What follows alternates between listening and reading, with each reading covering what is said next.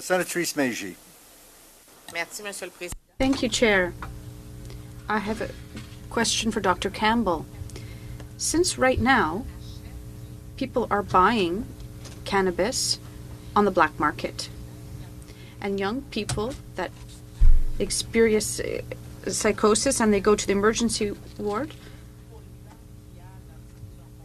what's the degree of harmful product that's in the product they've consumed? Even though we know the THC levels also cause this, but do we also take account of the quantity of product they smoked? Is all this taken into account when they are treated at the emergency? I think that's a very important thing to bring up. So there is a large amount of cannabis being used among young people today, even without legalization, and I think that is fact and well known.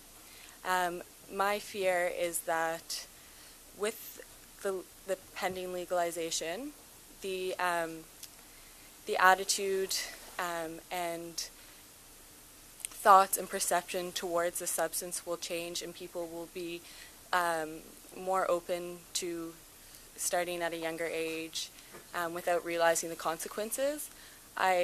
This is a bit out of my expertise, but I do think there will always be a bit of a black market regardless, and people will find cheaper ways of getting the cannabis.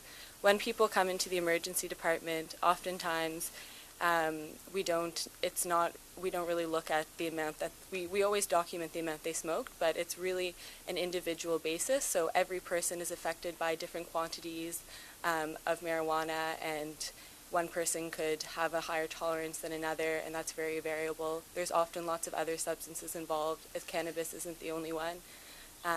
So I do agree that things aren't perfect the way they are now. So I'm just echoing what everyone else has said. Just education, so important. Limiting advertising, that kind of stuff. Just really, really important. Merci. Juste un petit Yes, peu. so. Thank you. One last question. If it is legalized and a young person could eventually, and I say eventually because that may not be the case, but they could eventually know what they're taking. If they took a THC level of 10% and they had a bad trip, they'll say next time, perhaps I'll take a 5% level or something like that. Do you think that could perhaps have a positive impact on use in that respect? Absolutely. I think that is a good point. I think that there are positives about the legalization.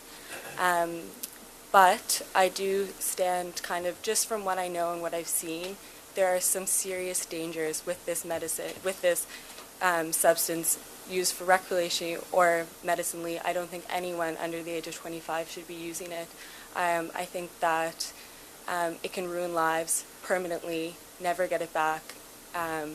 And so I think our focus should more be on health, decriminalization, minimizing health risks, health promotion, just from the medical facts that I know. But I do think that that is one of the positive things, that people are able to know exactly what they're taking if they choose to take that substance anyways.